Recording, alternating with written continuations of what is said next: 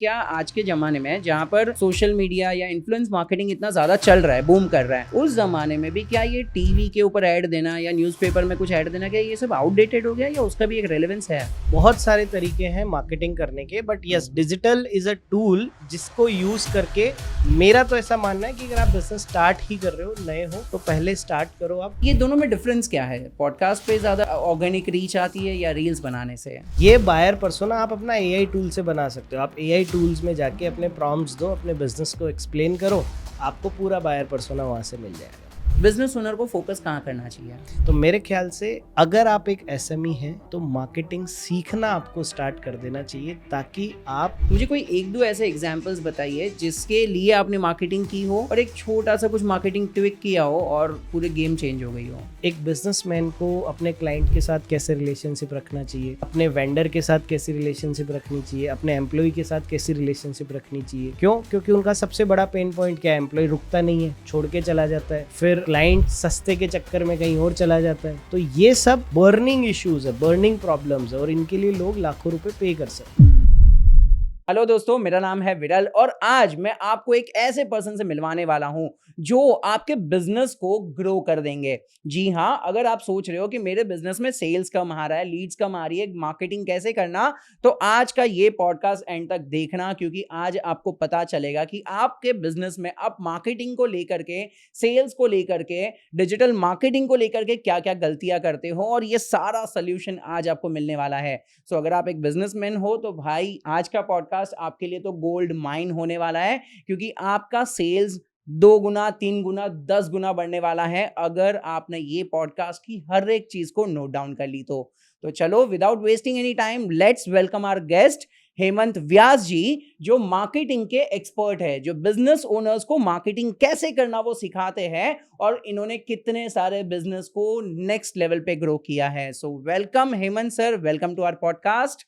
Thank you Viral sir, thank you so much sir, आपकी चर्चाएं बहुत सुनी है हमने कि आप हर छोटे बिजनेस को हो या बड़े बिजनेस को एक नेक्स्ट लेवल पे ग्रो करवा देते हो। तो पहले तो मुझे बताइए सर, ये सीक्रेट क्या है, कैसे करते हो? हम सिंपल उनका बिजनेस समझते हैं, बिजनेस क्या है, और बिजनेस समझने के बाद जो सबसे मेन इंपॉर्टेंट चीज होती है कि बिजनेस ग्रो होता है मार्केटिंग से। कि अगर राइट मार्केटिंग हमने कर दी तो उनका सेल्स बढ़ जाएगा, और सेल्स बढ़ जाएगा तो बिजनेस अपने आप ग्रो हो जाएगा। और मार्केटिंग का जो कोर आता है वो आता है टारगेट कस्टमर ढूंढने में, कि एग्जैक्ट उनका टारगेट कस्टमर क्या है, उनका पेन पॉइंट्स क्या है, उनकी प्रॉब्लम्स क्या है। करेक्ट। तो इसको हम बड़े अच्छे से आइडेंटिफाई करते हैं, और जब ये चीज़ आइडेंटिफाई हो जाती है तो उसके बाद सारी चीज़ें अपने आप सेट हो जाती है। लाइक मार्केटिंग मैसेजेस कैसे लिखना है, क्या लीड मैग्नेट होना चाहिए, क्या स्ट्रैटेजीज होनी चाहिए, कौन सा चैनल हमें मार्केटिंग में सेलेक्ट करना, वो सब फिर स्ट्रीमलाइन हो जाता है। करेक्ट करेक्ट कोर में अगर मैं जाऊं तो मेन है टारगेट कस्टमर आइडियल पर्सोना बनाना। Super super. सर, मेरे ख्याल से सबसे पहला क्वेश्चन में अगर आप इतने सारे हाई वर्ड्स यूज करोगे तो शायद ऑडियंस को नहीं समझेगा, तो हम एक एक वर्ड को और थोड़ा डिटेल में ब्रेक डाउन करेंगे। तो पहले तो जो हर किसी का सवाल होता है उस पर बात करते हैं। हर किसी बिजनेसमैन को ऐसा लगता है कि यार ये मार्केटिंग की मुझे ज़रूरत क्या पड़ेगी, अगर मेरा प्रोडक्ट अच्छा है, मेरी सर्विस अच्छी है, तो मैं अच्छा प्रोडक्ट सर्विस दूँ, ऑटोमेटिकली मार्केटिंग हो जाएगा। तो ये मेंटेलिटी कहाँ तक सही है? देखो सर, बिल्कुल बहुत अच्छी बात है। मार्केटिंग, आपका प्रोडक्ट या आपकी जो सर्विस है वो भी अपने आप में मार्केटिंग है। अगर आपका प्रोडक्ट अच्छा होगा तो आपको रिपीट कस्टमर आएंगे, अगर आपकी सर्विसेज अच्छी होगी तो आपको रेफरल्स मिलेंगे। वो आई कैन मतलब आप प्रोडक्ट कहो, सर्विसेज कहो, अगर प्रोडक्ट या सर्विसेज आपकी अच्छी है तो रिपीट आएंगे और रेफरल्स मिलेंगे। बट द थिंग इज कि जो नया कस्टमर है, जो अभी तक आपको जानता नहीं है, करेक्ट। वो आप तक कैसे पहुंचेगा? तो उस तक आपको पहुंचने के लिए मार्केटिंग करना बहुत जरूरी है। सही है, सही है। Yes. तो ये मार्केटिंग करने का क्या ये एक ही तरीका है, डिजिटल या ऑफलाइन भी होता ही है ना? मतलब कि there are so many businessmen जो शायद आज न्यूज़पेपर्स में पैम्पलेट डिस्ट्रीब्यूट करते हैं, गणपति नवरात्रि पे कुछ बैनर्स लगा देते हैं, तो ये तरीके से भी तो लोगों को पता चल सकता है। यस यस यस, बहुत सारे तरीके हैं मार्केटिंग करने के, but yes, digital is a tool जिसको यूज करके आप इनिशियल, अगर आप छोटे एसएमई हो, आपका बिजनेस अभी स्टार्ट ही हुआ है, या फिर आपके मार्केटिंग बजट कम है, तो फिर आप डिजिटल मार्केटिंग जो टूल है उसको यूज करके अपने बिजनेस को नेक्स्ट लेवल पे लेके जा सकते हो। ओह! ये बहुत Yes. इंपॉर्टेंट चीज़ बताई, क्योंकि जहाँ तक मैं समझ रहा हूँ हर बिज़नेसमैन को ऐसा लगता है कि ये सब ऑफलाइन मार्केटिंग करना आसान है, सस्ते में होता है। मतलब पैम्पलेट, बैनर वगैरह का खर्चा बेयर कर सकते हैं, लेकिन डिजिटल मार्केटिंग बहुत महँगा होता है। और आप बोल रहे हो कि ये उल्टा है। यस यस 100% ये उल्टा है, ऐसा नहीं होता है। आप न्यूज़पेपर में आप एक अगर आप एक ऐड देते हो, अगर आप डायरेक्टरीज ऐड दोगे न्यूज़पेपर में 3-4 हज़ार रुपये वाला, तो उनको तो कोई भी नहीं पढ़ता। मेन पेज पे अगर आपको एक ऐड देना है, तो अगर आप अपने सिटी में दे रहे हो तो 4-5 लाख रुपए का खर्चा है, और अगर आप बड़े रीजनल लेवल पे कर रहे हो तो 15-16 लाख रुपए का आपका एक ऐड का खर्चा है। और अब आप वो जो ऐड है वो किसने देखा, आपकी राइट ऑडियंस तक वो ऐड पहुंचा कि नहीं पहुंचा, तो वो you don't know. So those activities are brand building activities, but before that अगर आप एक एसएमई हो जिसका बिजनेस स्टार्ट ही हुआ है या कम मार्केटिंग बजट है, तो डिजिटल मार्केटिंग आपके लिए गोल्ड माइन है। इवन आप एक लीड जो आपके बिजनेस में आपका एक लीड जो आपका आगे पोटेंशियल कस्टमर हो सकता है, वो एक लीड आपको 100 रुपीज में आ सकती है। जहाँ तक मैं जान पा रहा हूँ सर, हर बिजनेसमैन का मार्केटिंग का अप्रोच अलग रहता है, हर बिजनेसेस का बेसिकली। अगर मेरा कोई छोटा बिजनेस है, लोकल बिजनेस है, तो मेरा अलग तरीके का मार्केटिंग होगा। और अगर मेरा कोई बड़ा बिजनेस है, kind of like settled business है, तो मेरा अलग मार्केटिंग का अप्रोच होगा। तो ये दोनों अप्रोच के बीच में क्या डिफरेंस है?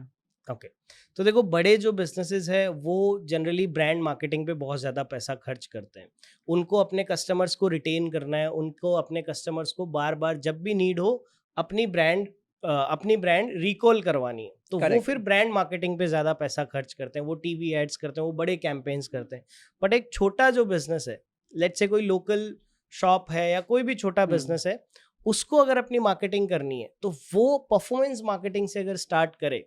परफॉर्मेंस मीन्स कि ऐसी मार्केटिंग जहाँ पे आप कोई भी एक्टिविटी कर रहे हो उसका रिजल्ट आप मेजर कर पाओ। लाइक लेट्स से कि आप लोकल बिजनेस हो, तो आप गूगल पे अपनी प्रेजेंस बढ़ा के जब भी कोई आपके बारे में, आपकी सर्विसेज या आपके प्रोडक्ट के बारे में सर्च कर रहा है, तो नियर बाय आपकी प्रेजेंस उसको गूगल के टॉप पे दिख रही हो। तो ये एक बेसिक डिफरेंस है कि बड़े मार्केटिंग में और छोटे जो बिजनेस है उनकी मार्केटिंग में क्या डिफरेंस हो जाता है अप्रोच का। लेकिन इसमें कभी-कभी क्या होता है कि जो छोटे बिज़नेसमैन होता है, पहले तो मुझे ये नहीं समझ रहा उन लोगों को मार्केटिंग का इम्पोर्टेंस समझाना ज़रूरी है, मतलब मार्केटिंग करना ज़रूरी है। तो सर मुझे तो पहले ये समझाइए कि इतने सारे बिज़नेस ओनर्स जब भी आपके पास आते हैं, तो उनको आप इम्पोर्टेंस कैसे समझाते हो कि मार्केटिंग करना एक इन्वेस्टमेंट है आपकी कंपनी के लिए, ना कि कॉस्ट है। ज़्यादातर लोगों को वो खर्चा लगता है। चलिए, तो आप अपना एक बिजनेस चलाते हैं, मैं आपसे ये एक सवाल पूछूंगा कि आपके बिजनेस में आपका सबसे बड़ा गोल क्या है? बताइए, आप बताइए एक बार। मुझे तो लाखों लोगों को सर्विस देनी है, लाखों लोगों तक मेरे प्रोडक्ट्स को, सर्विसेज को अगर पहुंचानी मैं है। वन वर्ड में बात करूं तो सबसे बड़ा गोल आपके बिजनेस का हो सकता है कैश फ्लो, कि यस, भैया हाँ, पैसा आना हाँ। चाहिए, रेवेन्यू बढ़ना चाहिए, अल्टीमेटली मैं तभी पहुंच पाऊंगा जब भी मेरे पास रेवेन्यू आएगा, पैसा आएगा। पैसा आएगा। अब वो पैसा कैसे आएगा, इसके पीछे की अगर हम बात करेंगे तो पैसा आएगा सेल्स से, जब आपकी हाँ। सेल्स बढ़ेगी। अब वो सेल्स कैसे बढ़ेगी? सेल्स में जनरली जो बिजनेसेस होते हैं वो कैसे करते हैं, उन्होंने एक 10 लोगों की सेल्स टीम रख रखी है, उनको मार्केट में भेजते हैं, कहीं से डेटा इकट्ठा करके कोल्ड कॉलिंग करवाते हैं, तो उनका फर्स्ट माइंडसेट होता है सेल सेल सेल सेल।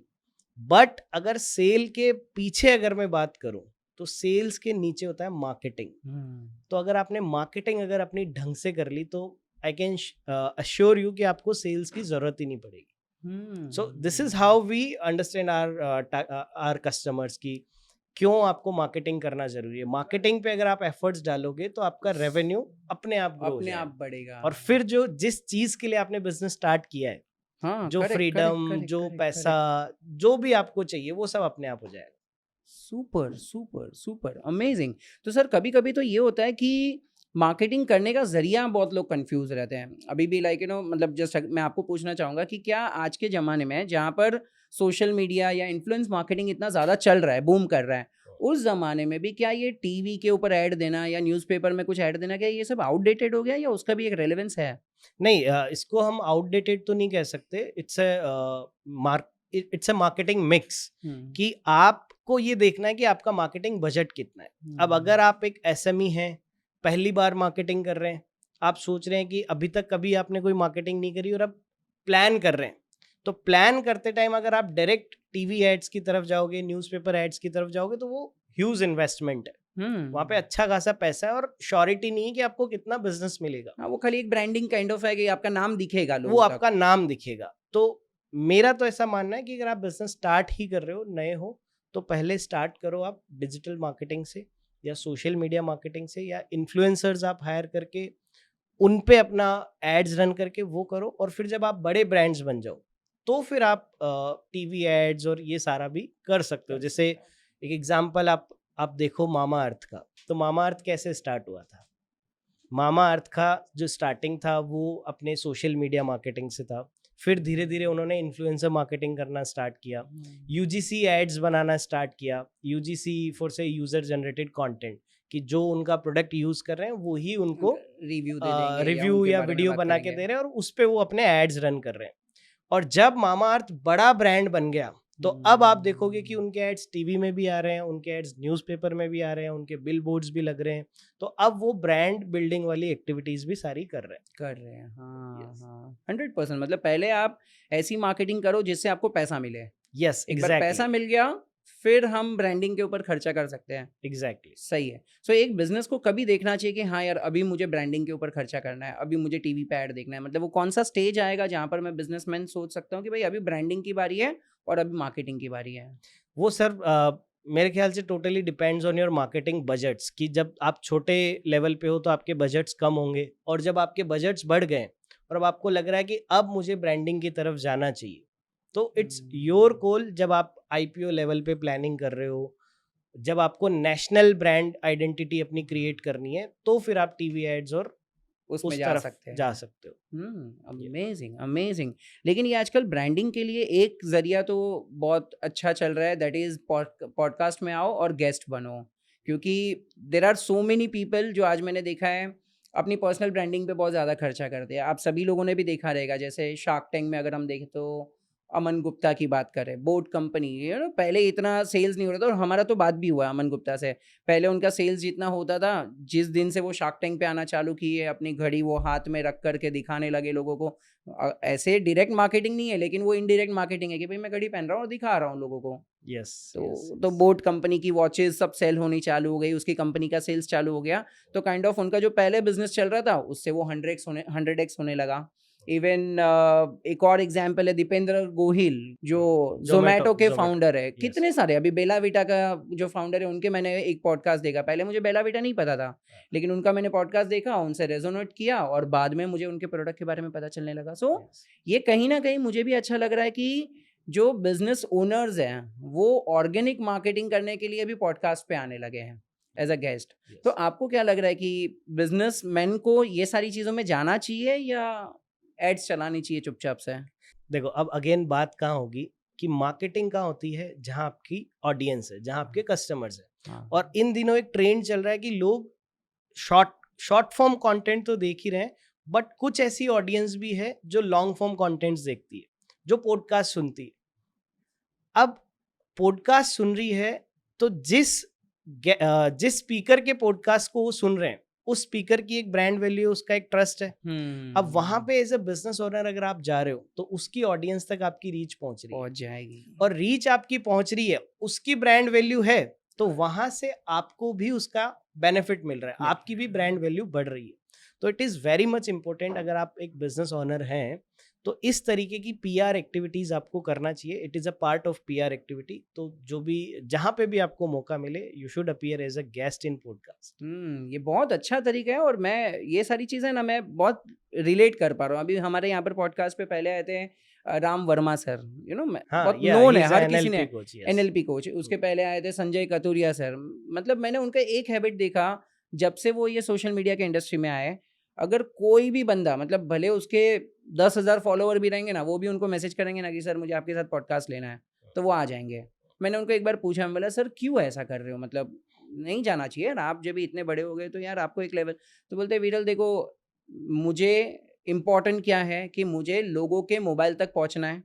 अभी दो ऑप्शन है, या तो मैं खुद खर्चा करूं, खुद अपने वीडियो शूट करूं, एडिट करूं, अपलोड करूं, सब मार्केटिंग करूं, या तो वो बंदा जो भले 10,000 फॉलोवर है वो मेरे लिए खर्चा कर रहा है ना, मैं पॉडकास्ट पे आऊँगा, एज अ गेस्ट बनूंगा, मैं अपने बारे में, अपने थॉट्स, अपने प्रोडक्ट, अपनी नॉलेज के बारे में बात करूंगा, नॉट द प्रोडक्ट। मतलब कंपनी के बारे में डायरेक्ट प्रमोशन नहीं, लेकिन उसके बारे में मुझे कितनी जानकारी है वो बताऊंगा, तो ऑडियंस मेरी फैन हो ही जाएगी मेरी नॉलेज की। यस। और अल्टीमेटली उसके खर्चे पे मेरा नॉलेज उसकी ऑडियंस तक पहुंच रहा है, और कहीं ना कहीं वो मेरे डिजिटल मार्केटिंग में वो कॉस्ट पर लीड्स को कम कर देता है। एग्जैक्टली तो एग्जैक्टली ये कितना स्मार्ट मूव हो गया ना, मतलब मैं तो फैन हो गया यार ये दोनों का। मतलब मैं बोला यार क्यों कर रहे, लेकिन अल्टीमेट मुझे बाद में पता चला कि उनका चेहरा इट्स नोन अ हो रहा है part of marketing. Yes, marketing. देखो एक विरल भाई, मैं आपको एक बात बताऊंगा कि सेल्स सेल्स का फंडा कभी है ही नहीं। मेरा एक बहुत सिंपल सा सूत्र है कि नेवर एवर सेल। आपको सेल करनी ही नहीं है।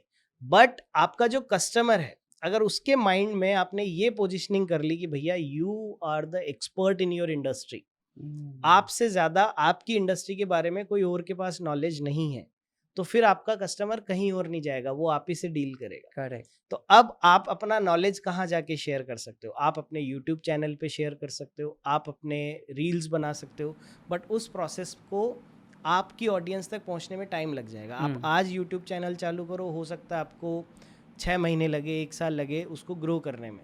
बट एक पॉडकास्टर जिसके ऑलरेडी सब्सक्राइबर्स है, आप वहाँ जाके अपनी गेस्ट अपीयरेंस दे रहे हो, आप डायरेक्टली अपने कस्टमर्स तक पहुँच रहे हो। और वहाँ जैसा आपने बोला कि आप अपनी अथॉरिटी बिल्ड कर रहे हो, आप बता रहे हो कि मैं इस इंडस्ट्री में एक्सपर्ट हूँ, मुझे इस इंडस्ट्री का नॉलेज है। So it is very much important कि आप इस तरीके की एक्टिविटीज़ को आपको करना चाहिए। और मैं तो ये हर फाउंडर को मैं बोलूँगा कि आप एज अ बिजनेसमैन आपको किसी के पॉडकास्ट पे जाना चाहिए, 100% की नॉलेज देनी चाहिए और हल्के से अपने प्रोडक्ट के बारे में बता दो। नॉट द सेल्स पिच, आपने जैसे Yes, बताया कि वो yes. सेल्स नहीं कर रहे हैं, लेकिन हम बता दे रहे कि ये फील्ड में हम एक्सपर्ट हैं।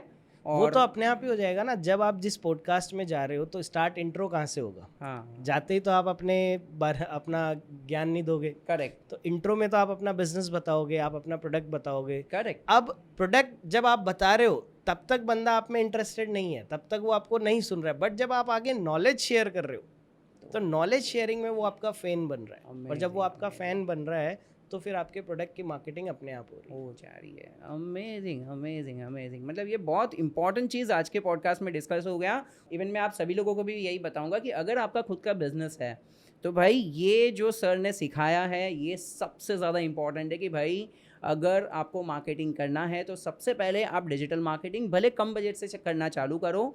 सेकेंड थिंग सर ने जो बताई कि पॉडकास्ट पे एज अ गेस्ट जाना चालू करो, बिंदास अपनी नॉलेज शेयर करो और आपके बिजनेस में आप सोच नहीं सकते उतना अच्छा ग्रोथ आ जाएगा। So it is really you can say a gold mine आज के पॉडकास्ट में से जो निकल रहा है। और मैं तो एज अ व्यूअर अगर मैं ये वीडियो देखते होता तो मैं क्या करता पता है? मैं सबसे पहले ये वीडियो को लाइक करता, 10 लोगों को शेयर करता था। और फिर आप अगर अपना बिजनेस चला रहे होते, तो आप देखते कि यार मैं किसकी पॉडकास्ट में जा सकते हैं। 100% यस। तो सर यस, पॉडकास्ट तो जैसे हमने डिस्कस किया कि लेकिन बहुत ज़्यादा इंपॉर्टेंट है। एज अ बिजनेस ओनर हमें बहुत सारी जगह पर जाना चाहिए, हो सके उतनी ज़्यादा जगह पर, जिससे कि मेरा brand building kind of free में हो जाए। लेकिन there are so many people जो शायद आज की तारीख में रील्स बनाना सीखते हैं, क्योंकि जितने भी डिजिटल मार्केटिंग के कोर्स ज्वाइन कर लो, वो लोग वही बोलेंगे कि भैया आप बिजनेस ओनर हो तो आप अपना रील बनाओ और अपलोड करो। तो ये दोनों में डिफरेंस क्या है? पॉडकास्ट पे ज़्यादा ऑर्गेनिक रीच आती है या रील्स बनाने से? नहीं, देखो, अगर आप ये पूछ रहे हो कि दोनों में से ज़्यादा रीच किस पे आती है, तो चांसेस है कि आपकी रील्स पे रीच ज़्यादा आएगी। बट बेनिफिट किससे होगा, इस पे अगर अपन बात करें, तो रील्स का क्या कॉन्सेप्ट है? मैं रील कैसे देखता हूँ? मैं जब मेरा टाइम पास करने का मूड है, मैं इंस्टाग्राम पे जाऊँगा, स्क्रॉल करता रहूँगा। अब 20-30 सेकेंड में आपने क्या बोला, ठीक है, अच्छा लगा तो मैंने देखा, नहीं तो स्किप कर दिया। तो वो आप कौन हो, क्या करते हो, मेरे माइंड में नहीं रहेगा। करेक्ट। बट अगर मैं कोई पॉडकास्ट सुन रहा हूँ और 1 घंटे तक आपको सुन रहा हूँ, तो आपकी जो पोजीशनिंग है, आपका जो मैसेज है, आपकी जो एक्सपर्टीज़ है, वो मेरे को याद रहेगी लंबे टाइम तक। तो अगर आपको जेन्युइनली ब्रांड बिल्डिंग करना है, आपको चाहिए कि मेरे को बेनिफिट लेना है कंटेंट मार्केटिंग से, तो आप पॉडकास्ट पे एज अ गेस्ट जाओ। अब जो वो पॉडकास्ट आपका शूट हो रहा है 1 घंटे का, उससे आपको रील्स का भी कंटेंट मिल जाएगा। सही है, सही है। और ये बहुत इंपॉर्टेंट चीज़ आपने बता दी कि जब भी आप 1 घंटा किसी को सुनते हो तो आप उसकी नॉलेज से प्रभावित हो जाते हो। यस रील्स में तो लोग क्या देखेंगे कि हाँ भाई एनिमेशन अच्छा डाला है, वो बी रोल्स अच्छे डाल दिए, म्यूजिक अच्छा डाल दिया, तो उससे जेन्युइन कनेक्शन नहीं आता और है। वहाँ पे आपका वो इंटेंट भी नहीं है, आप रील देख रहे हो टाइम पास करने वाले इंटेंट से, बट आप अगर पॉडकास्ट सुन रहे हो तो वहाँ आपका इंटेंट है कुछ सीखना है मुझे, और आप पूरा अटेंशन दे के 1 घंटा बैठ के उस पॉडकास्ट को सुन रहे हो। हाँ करेक्ट। तो वहाँ आपका ब्रांड वैल्यू जो है वो ज़्यादा इम्पैक्ट कर देता है। यस अमेजिंग अमेजिंग, ये बहुत इंसाइटफुल आपने चीज़ बता दी। लेकिन अभी इसमें एक क्वेश्चन ये आता है कि कोई भी अगर बिजनेस ओनर सोचता है कि चलो मैं पॉडकास्ट पे जाऊंगा, एज अ गेस्ट अपीयरेंस करूंगा, तो उनको क्या बोलना चाहिए? क्या ये सारी चीज़ों के लिए एआई और ये सारे टूल्स भी काम लगते हैं, या उसको खुद को अपने बिजनेस के बारे में सोचना पड़ेगा? नहीं, 100% आप AI टूल्स की भी हेल्प ले सकते हो। लाइक जैसे आपको किसी पॉडकास्ट में जाना है, अब आप क्या चाहते हो कि सामने वाला क्या क्वेश्चंस करे, तो आप AI को अपना बिजनेस बताओ कि मेरा ये बिजनेस है, हाँ। और वहाँ से आप पूछो कि आपके टारगेट ऑडियंस के क्या ऑब्जेक्शंस हो सकते हैं, क्या ऐसे क्वेश्चंस पूछे जाए कि आपकी अथॉरिटी डेवलप हो जाए आपकी टारगेट ऑडियंस के यहाँ पे। तो वो क्वेश्चंस आप अपने गेस्ट को दे सकते हो और उन क्वेश्चंस के आप आंसर कर सकते हो। Amazing amazing amazing. नहीं, ये बहुत इंपॉर्टेंट चीज़ है ना, मतलब ये टूल्स जितने भी आ रहे हैं वो कहीं ना कहीं तो हेल्प कर रहे हैं। 100%। एक हिसाब से हमें लगता है कि यार ये जितना चैट जीपीटी आ रहा है, जितना एआई आ रहा है, वो इतने लोगों की नौकरियां खा जा रहा है। तो क्या ये फ्यूचर में बिजनेस को हेल्प करेगा या बिजनेस को ख़त्म करने में हेल्प करेगा? सर, अगर मैं छोटे बिजनेसेस की बात करूँ जो SMEs है, उनके लिए तो ये गोल्ड माइन है। अभी हम बिजनेस ओनर्स को ट्रेनिंग देते हैं, तो वहाँ पे क्या होता था ना कि लेट्स से कि फर्स्ट मैं उनको सिखाता हूँ बायर पर्सोना बनाना। अब मैं उनको बता रहा हूँ कि आप पेन पॉइंट्स निकालो अपनी ऑडियंस के, सीक्रेट डिज़ायर्स पता करो। तो अब ये पता करने का जो प्रोसेस था वो बड़ा लेंदी था। उसमें आपको अपने कस्टमर्स के साथ बैठना पड़ेगा, उनसे बात करनी पड़ेगी, उनसे चैलेंजेस पूछने पड़ेंगे, तो एक लॉन्ग प्रोसेस था, सर्वेस कस्टमर करने क्या पड़ेंगे। सोच रहा है, क्या सुन रहा है, वो सारी चीज़ें देखने में मतलब मैं विजुअलाइज कर रहा हूँ कि अगर मेरे कंपनी में कस्टमर्स है तो मैं इनफैक्ट हमारा जब भी कल ये टॉपिक पे बात हो रहा था तो मैं वही सोच रहा था कि मुझे 10 स्टूडेंट्स को बिठाना पड़ेगा, क्योंकि अगर मेरी ऑडियंस स्टूडेंट है तो स्टूडेंट्स को बिठाना पड़ेगा और उनको पूछना पड़ेगा कि भाई तू किसको फॉलो कर रहा है, तू क्या सुन रहा है, तेरे साइकोलॉजी क्या है। Yes. लेकिन ये बहुत अच्छी चीज़ आपने बता दी कि एआई टूल अब से यस एग्जैक्टली, तो ये बायर पर्सोना आप अपना AI टूल से बना सकते हो। आप AI टूल्स में जाके अपने प्रॉम्प्ट्स दो, अपने बिजनेस को एक्सप्लेन करो, आपको पूरा बायर पर्सोना वहाँ से मिल जाएगा। अब सेकंड, और आपने एक सवाल पूछा कि क्या AI से बहुत सारी नौकरियाँ चली जाएगी क्या, तो कुछ हद तक ठीक है, बट डरने की ज़रूरत उनको है जिनको स्किल नहीं है। आपको कॉपी राइटिंग करनी है, तो वो कॉपी राइटिंग आप AI से नहीं कर पाओगे जब तक आपको कॉपी राइटिंग का नॉलेज नहीं है। तो अगर आप एक कॉपी राइटर हो तो आप अपने आप को अपग्रेड कर लो AI से। फॉर एग्जांपल, मान लेते हैं कि मेरे पास कोई एक कॉपी राइटर जॉब करता है, अब वो दिन में एक लैंडिंग पेज की कॉपी लिखता है। अब एक लैंडिंग पेज की कॉपी लिखने में वो पूरा दिन लगा रहा है और एक ही लिख के दे रहा है। अब AI आ गया, AI के बाद तो मैं खुद लिख लूँगा, बट अगर वो बंदा मेरे को बोले कि सर मैं अब AI से दिन में 10 कॉपी आपको लिख के दे सकता हूँ, तो why would I fire him? हाँ, सही बात है, सही बात तो है। उसकी प्रोडक्टिविटी बढ़ गई, और मैं उससे बेटर कॉपी नहीं लिखवा सकता AI से, क्योंकि वो कॉन्सेप्ट जो उसको पता है एज ए कॉपी राइटर वो मुझे नहीं पता होगा, जो फ्रेमवर्क्स वो जानता है वो मुझे नहीं पता होगा। तो अगर आपको ये डर है कि AI से जॉब्स चली जाएगी, तो आप अपने आप को अपग्रेड कर लो। बहुत बहुत इंपॉर्टेंट चीज़ आपने बता दी। आप अगर डर रहे हो कि मेरी नौकरी चली जाएगी, तो भाई आप ये सोचो कि अपनी नौकरी में एआई को कैसे इंटीग्रेट करें, खुद वो चीज़ सीख लो, ताकि आपका ओनर या आपके जो भी बिजनेस ओनर्स है या जो भी आप जहाँ पर भी या तो जॉब कर रहे हो या तो खुद का बिजनेस है, तो आप उसमें और एफिशिएंटली काम कर पाओगे। यस। सही है। एक मैं आपको और केस स्टडी बताता हूँ। आपने जैसे AI एंड ऑटोमेशंस की बात चल रही थी, तो हमारे एक पार्टिसिपेंट्स है, अभी रिसेंट जो हमारा बैच चल रहा है उसमें, तो हमने एक ऑटोमेशन टूल बताया कि आपको जो भी इंडिया मार्ट पे इंक्वायरीज आ रही है, उन इंक्वायरीज को आप ऑटोमेटिकली गूगल शीट पे ला सकते हो, और गूगल शीट से फिर उनको ऑटोमेटिकली आप व्हाट्सएप मैसेज भेज सकते हो, और ये पूरा काम ऑटोमेट कर सकते हो, और एक लीड को ये फ्लो होने में 1 मिनट से भी कम लगेगा। एंड ही वॉज सेइंग कि सर ये मेरे लिए आई ओपनिंग था। मेरा एक बंदे का ड्यूटी यही है जिसको मैं 15,000 रुपये दे रहा हूँ, वो काम ही यही करता है। इंडिया मार्ट पे जो भी इंक्वायरीज आती है उनको गूगल शीट पे डालता है, एक्सेल शीट पे डालता है, और वहाँ से फिर वो सेल्स टीम को असाइन करता है, और फिर सेल्स टीम मैन्युअली उनको प्रपोजल भेजती है, ब्रोशर्स भेजती है, जो भी हमारी कंपनी प्रोफाइल है वो सब भेजती है। तो ये पूरा प्रोसेस आपका ऑटोमेट हो गया। तो आप देख सकते हो कि अगर आप एक एसएमई हो तो एआई और ऑटोमेशंस आपके लिए क्या ज़बरदस्त काम कर सकते हैं। तो एज अ बिजनेस ओनर ये आपकी कोर रेस्पॉन्सिबिलिटी है कि आप मार्केटिंग भी सीखो, क्योंकि आपको अपना रेवेन्यू बढ़ाना है, और आप एआई एंड ऑटोमेशंस भी सीखो ताकि आपकी प्रोडक्टिविटी भी बढ़ जाए। सही है, सही है। Yes. नहीं, ये बहुत इंपॉर्टेंट चीज़ आपने बता दी। सबसे पहले तो ये मुझे लग रहा है गैप कहाँ पर है। तो एक बिजनेस ओनर, जैसे अभी आपने बताया, एआई टूल सीखो, ऑटोमेशन सीखो, और आप अपने बिजनेस में कैसे इंप्लीमेंट करते हो वो देखो। तो ज़्यादातर बिजनेसमैन का तो मेरे ख्याल से यही प्रॉब्लम होता है, उनको ऐसा लगता है कि भाई मुझे सब कुछ आता है, मुझे सीखने की ज़रूरत नहीं है। तो कहीं ना कहीं वो ब्लॉकेज होता है। नहीं, उनको उनको ये माइंडसेट नहीं है। उनको लगता है कि मुझे नहीं आता और मैं ये सीख भी नहीं सकता, क्योंकि ये तो बहुत ज़्यादा टेक्निकल है। ये डिजिटल मार्केटिंग, ये एआई ऑटोमेशंस, ये बहुत ज़्यादा टेक्निकल है, मैं नहीं सीख सकता। तो भैया अगर आप नहीं सीख सकते तो आप फिर सफ़र करोगे, क्योंकि आपका कॉम्पिटिटर तो ये सब यूज़ कर रहा है। आप सोच रहे हो कि यार मैं किसी को आउटसोर्स कर दूंगा, मैं किसी को हायर कर लूँगा, बट जो चीज़ आप अपने बिजनेस के लिए सोच सकते हो, जो फ्लोज आप बना सकते हो, वो कोई और नहीं बना सकता। और जब आपको खुद को आएगी तो आप किसी से काम भी बेटर करवा पाओगे, आप अपने इनपुट्स दे पाओगे। आपको पता ही नहीं है ऑटोमेशन से ये हो भी सकता है क्या, तो आप किसी को कैसे बोल सकते हो कि भैया ये प्रोसेस मेरे को ऑटोमेशन में चाहिए। जब आपको पता होगा कि हाँ ऐसा ऐसा भी होता है, तभी तो आप किसी से इम्प्लीमेंट करवाओगे। सही बात है, सही बात है, सही बात है। और ये बहुत इजी है, आप बहुत आराम से सीख सकते हो, not a big deal. Amazing. ये बहुत इंपॉर्टेंट चीज़ बता दी। और मुझे इससे ना एक चीज़ याद आ गई। मैं जैसे अभी कल ही एक पॉडकास्ट देख रहा था, वहाँ पर एक अच्छा डिस्कशन चल रहा था। किसी ने पूछा था कि आज से 25 साल 30 साल के बाद जब ये एआई टेक्नोलॉजी इतनी सारी चीज़ें बढ़ जाएगी, तो आप मुझे ऐसी एक चीज़ बताइए जो मैं अभी सीखूं जो तभी भी रेलिवेंट हो। आप क्या आप बता पाओगे ऐसी कौन सी चीज़ होगी?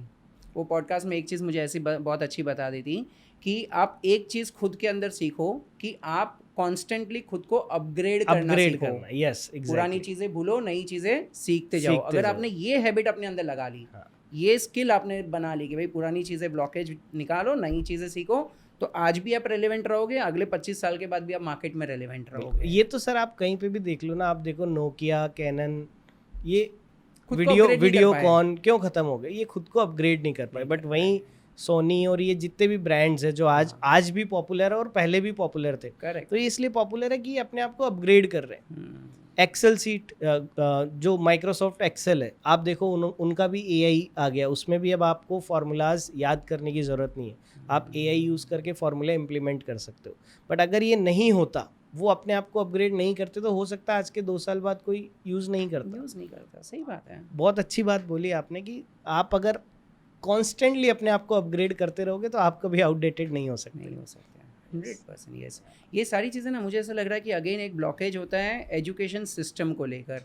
लोगों को लगता है कि भाई ये सारी चीज़ें मुझे कॉलेज में सीखने मिलेगी। आप मुझे बताओ कौन सी डिग्री होगी, कौन सी स्कूल होगी, कौन सी पोस्ट होगी जहाँ पर मुझे ये सब सीखने मिलेगा। तो क्या लगता है आपको, ये सब कॉलेज में सीखने मिलेगा? नहीं, ये मेरे ख्याल से प्रैक्टिकल एक्सपीरियंसेस और आपके अंदर क्या हंगर है सीखने की, तो वो प्रैक्टिकल एक्सपीरियंसेस होंगे और आप इसको इम्प्लीमेंट करते रहोगे तो धीरे धीरे चीज़ें अपने आप आपको सीखने में आएगी। करेक्ट। नहीं, ये इम्पॉर्टेंट है ये जानना लोगों को कि ये कॉलेज के अंदर सीखने नहीं मिलने वाला है। आपके बारे में भी थोड़ा स्टडी कर रहा था, तभी मुझे इस चीज़ के बारे में पता चला कि डिग्रीज़ का हम ज़्यादा इम्पोर्टेंट नहीं देते, हम स्किल्स पे ज़्यादा इम्पोर्टेंट देते हैं। एग्जैक्टली। मेरे ऑफिस में आपको बताऊं तो हमने आज तक कभी किसी का इंटरव्यू इस बिहाफ पे नहीं करा कि उसने MBA किया हुआ है या उसने कोई BTech की डिग्री ले रखी है। आज तक हमने कभी कोई डिग्री पे बात ही नहीं करी। हम ये देखते हैं कि उसके पास स्किल क्या है, उसका विल क्या है। स्किल भी नहीं देखते हैं, अगर उसके पास विल है तो हम उसको हायर कर लेते हैं, स्किल हम सिखा देते हैं। अमेजिंग। बहुत इंपॉर्टेंट चीज़ आपने बता दी। स्किल के बेस पे हायर करो और स्किल के ऊपर फोकस करो।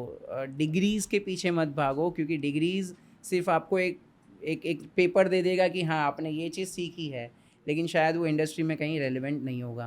Amazing sir. हमारी बात चल रही थी पॉडकास्टिंग, मार्केटिंग, ये सारी चीज़ों के बारे में तो हम वापस से वहाँ पर आते हैं क्योंकि शायद हम एजुकेशन में चले गए। बिल्कुल तो बिल्कुल। मुझे ये बताइए एक बिजनेस ओनर को फोकस कहाँ करना चाहिए? मतलब एक हो गया जो हम अभी बात कर रहे थे कि पॉडकास्ट में एज अ गेस्ट जाइए और खुद की नॉलेज शेयर करिए, दैट इज़ ऑर्गेनिक मार्केटिंग। और एक होता है पेड मार्केटिंग, जो परफॉर्मेंस मार्केटिंग, यूट्यूब फेसबुक पे पैसा दो, गूगल को पैसा दो और वो हमारी ऐड दिखाएंगे। बिजनेस ओनर को फोकस कहाँ करना चाहिए?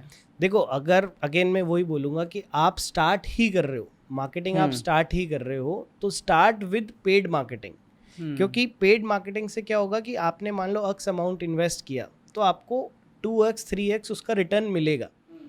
अब 3x जब आपको रिटर्न मिल रहा है तो फिर आप अपने चैनल्स ऑफ मार्केटिंग के इंक्रीज कर लो। तो स्टार्ट आप ऐड से करो, फिर धीरे धीरे आप SEO में भी इन्वेस्ट करो, या जो भी आपका ऑर्गेनिक मार्केटिंग, कंटेंट मार्केटिंग, जो भी आपकी जो स्ट्रैटेजीज आप उनमें भी इन्वेस्ट करो। Correct correct correct Yes. Correct. तो सर आपका एक्सपीरियंस क्या है? आप तो इतने सारे बिजनेस ओनर्स के लिए मार्केटिंग करते हो, डे इन डे आउट इतने सारे बिजनेस ओनर्स को मिलते हो, तो आपको क्या लगता है कि क्या ऐसी कॉमन मिस्टेक होगी जो हर बिजनेसमैन कर रहा है मार्केटिंग के पर्सपेक्टिव से?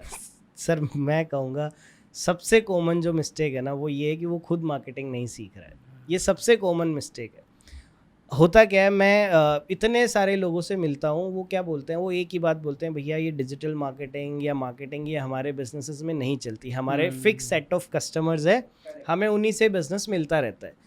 अब ये पहली चीज़, या तो उनका विज़न नहीं है कि भैया एक लेवल पे जाना है हमें, या दूसरी चीज़ कि उनको पता नहीं है कि कैसे चीज़ें टर्न अराउंड हो सकती है और कैसे ट्रांसफॉर्मेशंस आ सकती है। अब उनका एक्सपीरियंसेस रहता है कि उन्होंने कहीं सुना कि यार डिजिटल मार्केटिंग से बिजनेस बढ़ता है, मार्केटिंग में ये करने से ये अमाउंट, ये बेनिफिट्स हो जाते हैं, फिर वो आउटसोर्स करते हैं। आउटसोर्स वो करते हैं तो पहले देखते हैं यार सस्ता काम कहाँ मिलेगा, तो कोई सस्ती सी एजेंसी हायर कर लेते हैं, वहाँ से फिर उनको बिजनेस नहीं मिलता। करेक्ट। फिर वो दूसरी, तीसरी, चौथी, 5 एजेंसीज को हायर करने के बाद वो थक जाते हैं और उनको लगता है भैया ये मार्केटिंग, डिजिटल मार्केटिंग, ये सब हमारे बिजनेस में इम्प्लीमेंट नहीं होती, और फिर वो अपनी उसी कहानी पे वापस आ जाते हैं। तो मेरे ख्याल से अगर आप एक SME हैं तो मार्केटिंग सीखना आपको स्टार्ट कर देना चाहिए, ताकि आप उसको ढंग से इम्प्लीमेंट करवा सको, करेक्ट करेक्ट। आप अपनी सेल्स बढ़ा सको। Correct correct correct correct. Yes. नहीं, 100% ये चीज़ तो है, क्योंकि ज़्यादातर बिजनेसमैन के दिमाग में एक ही चीज़ होती है कि जब ये मार्केटिंग की बात आती है तो वो लोग हमेशा वही पूछते हैं कि भाई सेल्स कितना आया, रिजल्ट कितना आया। तो एक तो ये माइंडसेट हो गया कि आप सेल्स के पीछे भागो, लेकिन मुझे ये बताइए कि क्या सेल्स के ऊपर फोकस करने से क्या लॉन्ग टर्म ब्रांड बिल्डिंग नुकसान नहीं होगा? मतलब ये कहाँ तक वैलिड है कि भाई मैं सिर्फ मार्केटिंग करूँ, सेल्स का नंबर ना देखूँ, ब्रांडिंग करूँ? तो ये थोड़ा समझाइए। सर मैंने आपको जब पॉडकास्ट अपना स्टार्ट भी हो रहा था तो मैंने आपको बताया कि सेल तो कभी करी जाती नहीं है। आप मुझे बताओ, आपके पास कोई आईफोन का एजेंट घर पे आके कुछ बेच के गया क्या कभी नहीं। आपको आईफोन? तो सेल तो कभी करी नहीं जाती, सेल अपने आप होती है। तो आप अगर रोज सेल्स के पीछे भागोगे, अपनी सेल्स टीम से टारगेट पूछोगे, तो होगा क्या, आपका वो चेजिंग चलता ही रहेगा, कभी नेवर एंडिंग प्रोसेस है ये। और फिर आपको क्या चैलेंजेस आएंगे, आपको आपका वेंडर डिस्काउंट मांगेगा, आपसे सस्ता कोई प्रोडक्ट दे रहा है वो उधर स्विच हो जाएगा। करेक्ट। आपका वेंडर बोलेगा भैया आपके प्रोडक्ट में मार्जिन नहीं है, मैं बेच नहीं पाऊंगा। तो ऐसे सारे चैलेंजेस आपको आएंगे जब आप सेल्स को चेज कर रहे हो। बट वहीं आप अगर मार्केटिंग इम्प्लीमेंट कर रहे हो, और मार्केटिंग से मेरा मतलब है कि आप अपनी टारगेट ऑडियंस की प्रॉब्लम पकड़ो, उस प्रॉब्लम को सॉल्व करो, या फिर आपका प्रोडक्ट लेने से उसको क्या फील गुड हो सकता है, इन चीज़ों पे अगर आप फोकस करोगे, आप वैल्यू देने पे फोकस करोगे, तो आपकी सेल अपने आप हो जाएगी, बढ़ जाएगी। एक एग्जांपल से मैं आपको बताता हूँ। अभी रिसेंटली हमें एक कॉल आया, बोला हेमंत जी हमें डिजिटल मार्केटिंग करवानी है आपसे। तो अगर मैं उनको बोलता कि हाँ सर हमारी ये सर्विसेज है, हमारा ये पैकेज है और इतना पैसा लगेगा, तो उनका जवाब आता भैया आप प्रपोजल भेज दो, और प्रपोजल में जैसे ही मेरा हाई कॉस्ट वो देखते तो उनका फिर फ़ोन बंद हो जाता। मेरा सेकंड अप्रोच क्या था, मैंने उनसे पूछा कि अच्छा आपको डिजिटल मार्केटिंग करवानी है, क्या सर्विसेज लेनी है, आपका बिजनेस क्या है, आपको क्या चैलेंजेस आ रहे हैं, आपको जो लीड्स नहीं आ रही वो क्यों नहीं आ पा रही है। तो उनका पॉइंट था कि यार हमारे ये कस्टमर है। तो मैंने उनको पूरा एडुकेट किया कि सर ये आप फेसबुक पे अगर ऐड चलाओगे तो ये जो प्रॉब्लम आपको आज आ रही है वो तो आप हमसे काम करवाओगे तो भी आपको आएगी। तो उनको लगा यार बंदा तो एक्सपर्ट है, इसको तो इस चीज़ का नॉलेज है। अब वो ये कह रहे हैं हेमंत भाई मेरे को आपसे मीटिंग करनी है, मैं आप जहाँ बोलोगे वहाँ आ जाऊँगा, मेरे को काम आप ही से करवाना है। तो मैंने सेल कहाँ किया, सेल तो अपने आप हुआ। आपने उनके प्रॉब्लम को सॉल्यूशन दे दिया, प्रॉब्लम का सोल्यूशन दे दिया, उनको वैल्यू दे दी और उनको बता दिया भैया इस इंडस्ट्री का मैं एक्सपर्ट हूँ। तो अगर आपको भी अपनी सेल्स इंक्रीज करनी है तो ये मार्केटिंग ही है कि आप अपने कस्टमर की प्रॉब्लम ढूंढो, उसकी डिज़ायर्स ढूंढो और उस पे बात करो। अब वो बात आप वीडियो में कर सकते हो, वो बात आप रील में कर सकते हो, वो बात आप आपके साथ आके पॉडकास्ट में कर सकते हैं, वो कहीं पे भी कर सकते हो। But point is never chase sales. Super. तो जब भी चलो एक चीज़ हमें पता चल गई कि हमें सेल्स को फोकस नहीं करना है, हमें प्रॉब्लम सॉल्विंग पे फोकस करना है, और ये भी चीज़ समझ गई कि हमें डिजिटल मार्केटिंग करना पड़ेगा, मार्केटिंग अच्छा करना पड़ेगा। तो मेरे पास 2 ऑप्शन बचते हैं, या तो मैं अपना इन हाउस टीम बनाऊँ डिजिटल मार्केटिंग का, या कोई मैं अच्छी एजेंसी को आउटसोर्स करूँ। तो एक एसएमई के लिए, एक छोटे बिजनेस के लिए क्या एडवाइसेबल है? देखो अगेन फिर बात यही है कि आपका मार्केटिंग बजट कितना है। अगर आपका मार्केटिंग बजट हाई लेवल पे है तो आप एजेंसीज को आउटसोर्स करो, क्योंकि उनके पास एक्सपर्टीज है, वो आपको बेटर रिजल्ट्स दे सकते हैं। बट अब आप स्टार्ट ही कर रहे हो, लेट से आपका 30,000 रुपये बजट है, अब 30,000 बजट में आपको एक्सपर्ट एजेंसी नहीं मिल सकती, तो आप क्या करोगे? कोई लोकल से काम करवाओगे, वो आपसे लेट से 20,000 रुपया ले रहा है और 10,000 आप ऐड में चला रहे हो। अब आप देखोगे कि भैया आपको रिजल्ट तो आ ही नहीं रहे, तो वो रिजल्ट्स कैसे आएंगे? जो 20,000 आप दे रहे हो वो भी गलत जगह दे रहे हो, अब उसको आता नहीं है तो वो जो 10,000 ऐड में डाल रहा है वो भी गलत जगह डाल रहा है। तो आपको पहले ये समझना है कि आपके बिजनेस का नेचर क्या है, फिर आपके लिए कौन सी स्ट्रैटेजीज काम करती है। वो स्ट्रैटेजीज अगर आप एसएमई हो, इनिशियल लेवल पे हो, तो आप खुद सीखो, खुद करो। जो 20,000 आप एजेंसी को दे रहे हो वो 20,000 आप खुद से अपने एड्स में डालो, वहाँ से आपको बिजनेस आना स्टार्ट होगा। जब आपका बिजनेस बढ़ने लग जाए तो फिर आपको दिक्कत आएगी कि भैया अब आपके पास इन चीज़ों के लिए टाइम नहीं है, तो फिर आप एक्सपर्ट एजेंसी को आउटसोर्स कर दो या फिर इन हाउस टीम रख लो। So true. बहुत अच्छा है। और एक हिसाब से तो देखा जाए ना, तो एक सोर्स ज़्यादातर बिजनेसमैन के लिए होता है कि जब हम बात करते हैं मार्केटिंग की, तो एक होता है कि यार मार्केटिंग मतलब फेसबुक ऐड, ये सब तो दूर की बात है। हम एक काम करते हैं, कोई स्कूल कॉलेज या कोई लोकल कम्युनिटी का कोई डेटा ले लेते हैं और उनको व्हाट्सएप पे मैसेज भेजने लगते हैं। तो ये क्या सही तरीका है? और अगर नहीं तो उसके अलावा क्या करना चाहिए? देखो तरीका सही भी कह सकते हैं, बट फॉर एग्जांपल जैसे आपका बिजनेस है, अब आपने कहीं से 5 लाख स्टूडेंट्स का डेटा ले लिया, अब उन 5 लाख स्टूडेंट्स को आप व्हाट्सएप भेजोगे तो वो एक आपकी अच्छी खासी कॉस्ट है। उन 5 लाख स्टूडेंट्स को आप फेसबुक पे ऐड दिखाओगे तो वो रिलेट नहीं करेंगे, वो आप में क्यों इंटरेस्ट दिखाएंगे? तो there is a concept called lead magnet. आप अपने बिजनेसेस में लीड मैग्नेट क्रिएट करो, और लीड मैग्नेट क्रिएट करने का क्या फॉर्मूला है? आप अपनी ऑडियंस की प्रॉब्लम देखो, आप उनको क्या वैल्यू दे सकते हो और उसका क्या सोल्यूशन आप दे सकते हो। जैसे फॉर एग्जांपल आप ही की केस की बात कर लेते हैं, तो आपका स्टूडेंट है 12th जिसने पास किया है, वो कंफ्यूज है कि यार 12th के बाद मुझे क्या करना चाहिए, यार डिजिटल मार्केटिंग में स्कोप भी है या नहीं है, इसमें सैलरीज कितनी है, ये उसके चैलेंजेस है। अब ये चैलेंजेस आप किसी फ्री वेबिनार में सॉल्व कर सकते हो, ये चैलेंजेस को आप फ्री ई बुक दे के सॉल्व कर सकते हो। तो ये लीड मैग्नेट्स आप क्रिएट करोगे, इन लीड मैग्नेट्स पे अगर आप ऐड रन करोगे या व्हाट्सएप पे भी आप उनको ब्रॉडकास्ट करोगे तो वहाँ से आपको डेटा फिल्टर हो जाएगा। जो लोग ये लीड मैग्नेट को ऑप्ट कर रहे हैं वो आपके लिए इंटरेस्टेड लोग हैं। अब वो जो इंटरेस्टेड लोग हैं वहाँ फिर आप अपनी नर्चरिंग चालू कर लो। करेक्ट।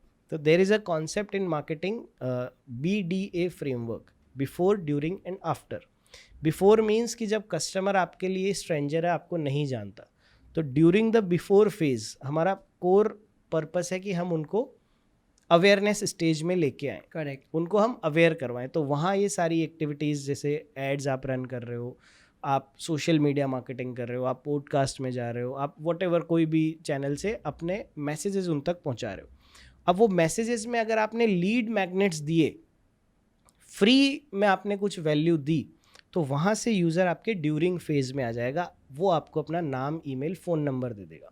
अब ड्यूरिंग फेज में जब वो आ गया तो यहाँ फिर आप उसको कन्वर्ट करो, सेल करो। अब सेल करने का formula again, never ever sell. आपको सेल नहीं करना, आपको वैल्यू देना है। वैल्यू आप दे रहे हो, वो अपने आप आपसे पूछेगा भैया आपकी सर्विसेज क्या है, आपकी प्राइसेस क्या है। अब फिर आपने उसको कन्वर्ट कर दिया, देन अब वो आपका आफ्टर फेज में सेल हो गया, यहीं तक कहानी ख़त्म नहीं है। आपका प्रोडक्ट दमदार होगा, आप उससे प्रॉपर फीडबैक ले रहे हो, तो वो फिर आपको रिपीट भी ऑर्डर देगा और वो आपको रेफरल्स भी देगा। तो ये BDA फ्रेमवर्क आप अपने बिजनेस में इम्प्लीमेंट कर सकते हो। Super super super. तो ये सारी चीज़ों को जब भी व्हाट्सएप पे नर्चर करते हैं, तो क्या ये ऑटोमेशन के कोई टूल्स यूज़ करने ज़रूरी है, या क्या कॉन्सेप्ट होता है? क्योंकि बहुत सारे लोग ये भी आजकल, हमें एज अ बिजनेसमैन आप लोगों को भी फ़ोन आए रहेंगे कि अगर आपका कोई छोटा बिजनेस भी है तो लोग आपको फ़ोन करेंगे कि भाई व्हाट्सएप से मार्केटिंग करो, हम आपको फनल बना के दे देंगे या ऑटोमेशन सेट कर देंगे। तो ये थोड़ा क्या होता है, अगर आप बता पाओ तो। देखो पहले तो मैं आपको बताता हूँ कि व्हाट्सएप का यूज़ केस क्या है। तो फर्स्ट थिंग जो आपने बोला कि आपके पास डेटाबेस है, कोई टारगेटेड डेटाबेस है, तो उनको आप अपने लीड मैग्नेट्स ब्रॉडकास्ट कर सकते हो यूजिंग व्हाट्सएप टूल्स। तो व्हाट्सएप में भी व्हाट्सएप ऑफिशियल API होता है जो फेसबुक से अप्रूव्ड होता है, मेटा से अप्रूव्ड होता है। तो वो टूल्स आप जैसे API अपना लिया, फिर उस API को वर्क करने के लिए कुछ टूल्स होते हैं, जैसे वाटी एक अच्छा टूल है, AI सेंसी है, इंटरैक्ट है, ऐसे काफ़ी सारे अच्छे टूल्स मार्केट में अवेलेबल है। वो टूल्स आप यूज़ करके फर्स्ट आप ब्रॉडकास्टिंग कर सकते हो। तो लीड मैग्नेट्स आपने ब्रॉडकास्ट किए, वहाँ से यूज़र आपके ड्यूरिंग फेज में आ गया। अब ब्रॉडकास्टिंग करने के बाद जो मैंने आपको बताया कि अब आप फीडबैक लो, तो ये प्रोसेस भी आप ऑटोमेट करवा सकते हो।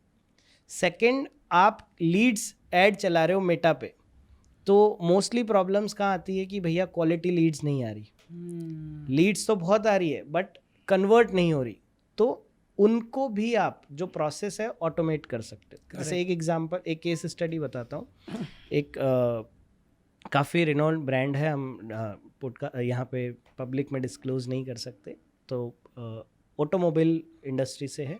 तो उनका चैलेंज क्या था कि लेट्स से हम उनको हर दिन के 500 लीड्स देते थे। तो उनका चैलेंज था कि यार 500 लीड को कॉल टीम टाइम पे नहीं करती है। करेक्ट। तो फर्स्ट जो टच पॉइंट है वो भी बहुत डिले हो जाता था, और उसकी वजह से उनको लगता था कि लीड की क्वालिटी बेकार है क्योंकि सेल्स के कन्वर्जन्स नहीं थे। तो व्हाट वी डिड कि हमने फर्स्ट जो टच पॉइंट है वो इंस्टेंट व्हाट्सएप से कर दिया, ऑटोमेट कर दिया। लीड आया, मैसेज गया, वहाँ से फिर एक व्हाट्सएप फ्लो चालू हो गया जिससे हमने लीड को क्वालिफाई भी कर दिया। अब जो इंटरेस्टेड लीड है उसी को फिर हमने सेल्स टीम को भेजा, तो वहाँ से कन्वर्जन्स ऑटोमेटिकली हमारा इम्प्रूव हो गया। तो ये सारे यूज़ केसेस है जो आप व्हाट्सएप से कर सकते हो।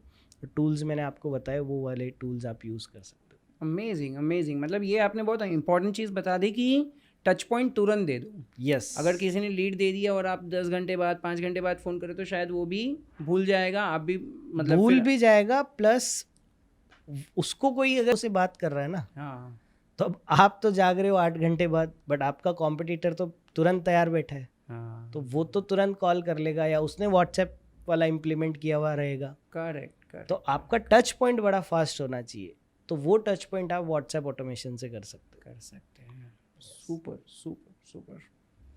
सर, अगर हम टेक्नोलॉजी की बात कर रहे हैं तो ज़्यादातर बिजनेसमैन को तो ये लगता है कि भाई मार्केटिंग और ये सारी चीज़ें करनी है तो भैया एक काम करो, वेबसाइट बना लो। वो लोग अपना इनिशियल जो मार्केटिंग का बजट रहता है वो ज़्यादातर तो वेबसाइट में ही डाल देते। तो आपके हिसाब से क्या वेबसाइट पे खर्चा करना चाहिए या क्या ऑल्टरनेटिव है? अब देखो, यहाँ पे बात आती है कि आपका बिजनेस क्या है, आपका विज़न क्या है। आपका कोई बड़ा ब्रांड है, आपको बड़ा ब्रांड बनाना है, आपका ऑफलाइन में काफ़ी अच्छा फिजिकल प्रेजेंस है, तो फॉर श्योर आपके पास वेबसाइट होनी चाहिए। बट आप कोई एक लोकल बिजनेस हो, लेट्स से आपने अपनी ही लोकेलिटी में एक ड्राई क्लीनिंग की शॉप खोल रखी है। अब वो शॉप आपने खोल रखी है और वहाँ पे आसपास के 2 किलोमीटर के एरिया के ही लोग आते हैं। जब ज़रूरत होती है वो गूगल कर लेते हैं या आपको जानते हैं और आपके आके ड्राई क्लीनिंग करवा लेते हैं। और आपका कोई विज़न नहीं है कि मेरे को 2 फ्रेंचाइजी करनी है, 5 करनी है, तो उस केस में आपको वेबसाइट पे नहीं जाना चाहिए।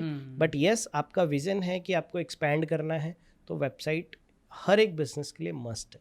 क्योंकि क्यों ज़रूरी है? वेबसाइट आपका 24/7 ऑनलाइन ऑफिस है। मैं आपके ऑफिस में 6 बजे बाद आके नहीं पूछ सकता कि आपकी सर्विसेज क्या है, या आप जो वैल्यू दे रहे हो, जो प्रॉब्लम मेरी सॉल्व कर रहे हो, वो 24/7 आप अवेलेबल नहीं रह सकते।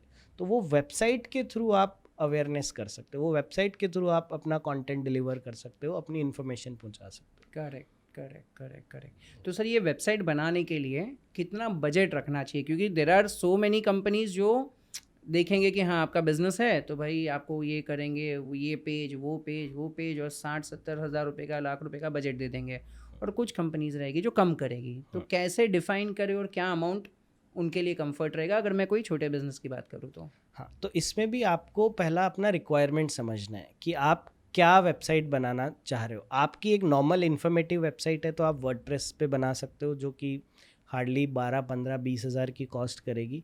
बट आपको बड़ी फैंसी वेबसाइट बनानी है जहाँ पे बहुत अच्छा लुक एंड फील होना चाहिए, तो जो एजेंसीज है वो आपसे अच्छा चार्ज करेगी। आप ई कॉमर्स स्टार्ट ही कर रहे हो तो आप हम्म। शॉपिफाई के थ्रू जा सकते हो, एंड देन आप अपना कस्टम डेवलप करवा सकते हो। तो ये रिक्वायरमेंट आपको अपना समझना पड़ेगा। रिक्वायरमेंट के बिहाफ पे फिर आप कोई अच्छे डेवलपर्स या अच्छी एजेंसीज को अप्रोच करके अपना कोटेशंस ले सकते हो। अमेजिंग। सर आपको तो किसी भी चीज़ का क्वेश्चन पूछो, आपके पास सारी चीज़ों का एकदम सटीक आंसर है, भले वो व्हाट्सएप हो, वेबसाइट हो, डिजिटल मार्केटिंग हो। मतलब एकदम प्रॉपर आपकी नॉलेज मुझे लग रही है यार, ये फील्ड में आपने बहुत अच्छा एक्सपीरियंस लिया हुआ है। मुझे कोई एक दो ऐसे एग्जांपल्स बताइए जिसके लिए आपने मार्केटिंग की हो और एक छोटा सा कुछ मार्केटिंग ट्विक किया हो और पूरे गेम चेंज हो गई हो। एक केस स्टडी बताता हूँ मैं आपको। एक हमारे 2 साल पहले एक कोई क्लाइंट ने हमसे इंक्वायरी करी थी, तो वो हस्बैंड वाइफ के रिलेशनशिप्स सॉल्व करवाते थे। तो he is a relationship coach for husband wife, and he said कि मेरे को ऑनलाइन जाना है। तो अब एक छोटा सा हमने ट्वीक किया टारगेट ऑडियंस में।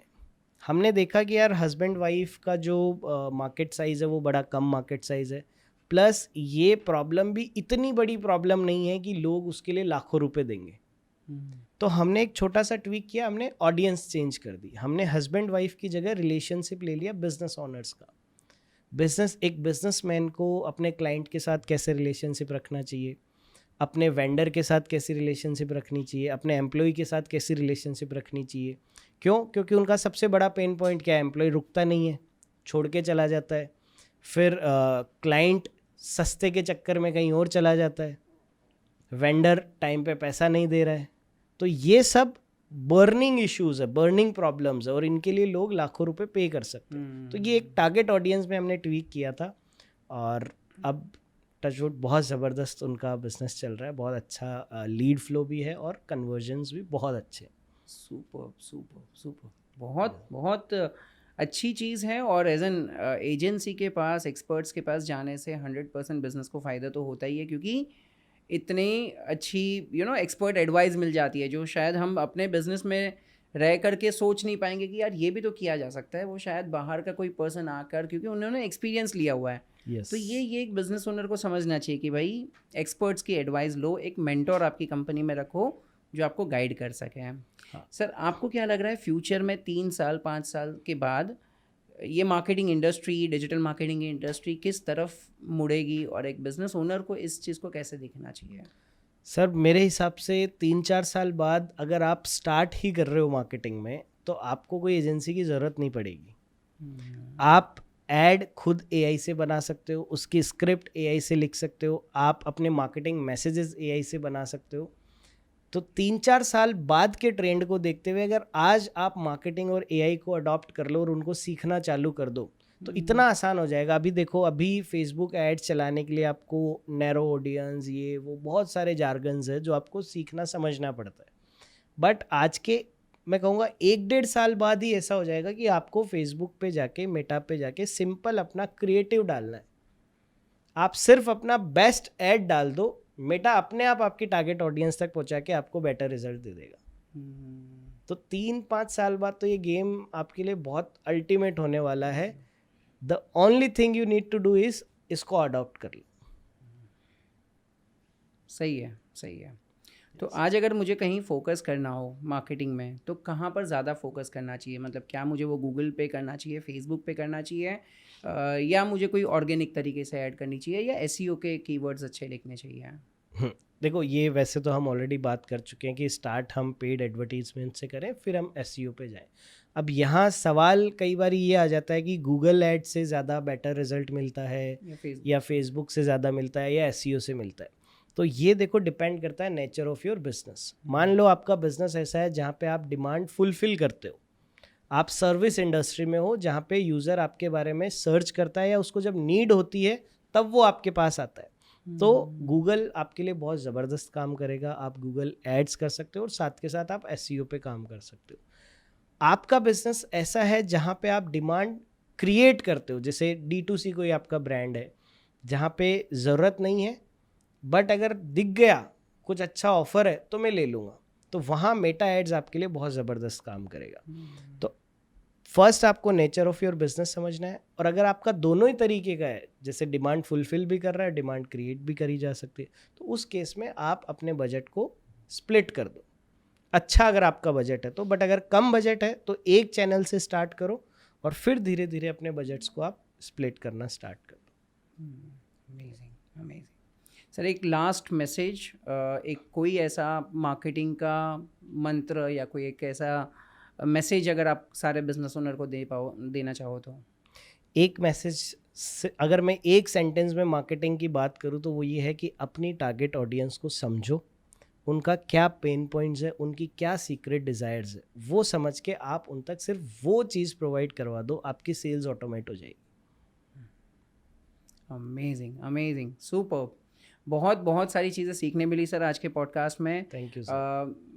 आई विश कि हम और 2-3 घंटा और बात करते तो बहुत सारी चीज़ें और सीखने मिलती, लेकिन आज टाइम के चलते आपकी भी कुछ फ्लाइट्स है, कमिटमेंट्स है, तो thank you so much sir, आपने इतना टाइम दिया, मुझे बहुत अच्छा लगा। और अगर आपको भी कुछ अच्छा सीखने मिला तो मुझे प्लीज़ कमेंट में बताइए कि आज के पॉडकास्ट में से कौन सी ऐसी सबसे बेस्ट लर्निंग आपको लगी, और अगर आप चाहते हो कि मैं सर को फिर से बुलाऊं तो कमेंट में भाई पार्ट 2 लिख देना, क्योंकि अगर ज़्यादा से ज़्यादा लोगों ने पार्ट 2 लिखा तो सर मैं पहले से परमिशन लेके रखता हूं कि हम वापस से मिलेंगे 100% और वापस से बात करेंगे टॉपिक पे। बिल्कुल, थैंक यू सो मच विरल जी, आपने मौका दिया आपके यहाँ पे आने का, और आई एम फॉर श्योर कि हम पार्ट 2 भी जल्दी लेके आएंगे। काफ़ी सारी बातें हैं जो करनी थी बट कमिटमेंट की वजह से आज अपन नहीं कर पा रहे हैं, तो फॉर श्योर पार्ट 2 में करेंगे अगर ऑडियंस को ये वाला पार्ट पसंद आया तो। सुपर।